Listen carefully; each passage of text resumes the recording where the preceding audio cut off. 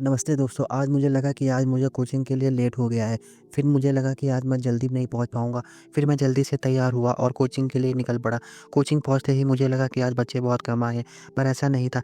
बच्चे आज लेट से आएँगे। फिर मैं शाम को दौड़ने के लिए चला गया था। मुझे लगा कि यहाँ कुछ होने वाला है, इसलिए मैं रुक के देखने लगा।